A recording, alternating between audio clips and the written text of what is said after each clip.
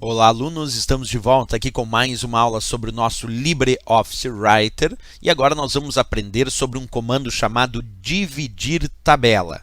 Nós falamos na aula anterior sobre dividir células, mas é possível dividir a própria tabela.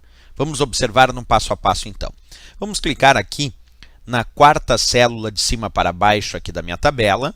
Vamos clicar no menu Tabela e lá existe a opção Dividir Tabela. Vamos ampliar. Observa. Essa opção chamada Dividir Tabela permite dividir uma tabela em duas.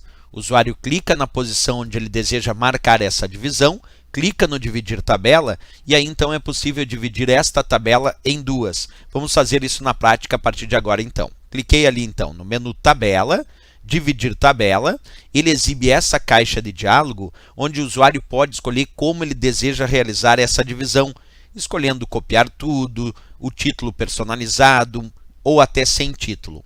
Bem, vamos imaginar que eu quero fazer essa divisão sem título, isto é uma divisão comum onde eu não quero deixar um título específico para essa tabela. E vamos confirmar. Percebe que automaticamente então ele dividiu esta minha tabela em duas, porque essa é a função, vamos dizer assim, mais importante deste comando chamado dividir tabela. Permitir dividir uma tabela em duas. E o usuário vai encontrar esse comando acessando o menu Tabela e a opção Dividir Tabela. Vamos realizar de novo a operação para finalizar essa explicação. Acompanha comigo então. Primeiro, um detalhezinho importante. Essa divisão acontece acima da posição do cursor. Então, o que vai definir onde vai ser feita a divisão da tabela é a posição do cursor.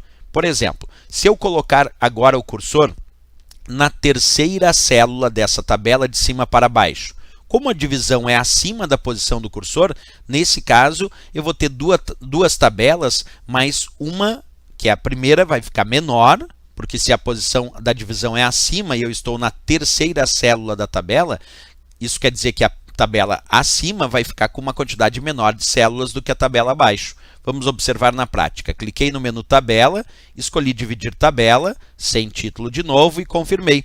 Observa, a primeira tabela, a tabela de cima, ficou menor e a tabela de baixo ficou maior, porque como eu posicionei o cursor na terceira célula da tabela de cima para baixo, essa divisão foi acima, então ficou só duas células acima e aí abaixo ali ficou várias outras células. Então a divisão dessa tabela é feita acima da posição do cursor. Isso define onde o LibreOffice Writer vai realizar a divisão da tabela.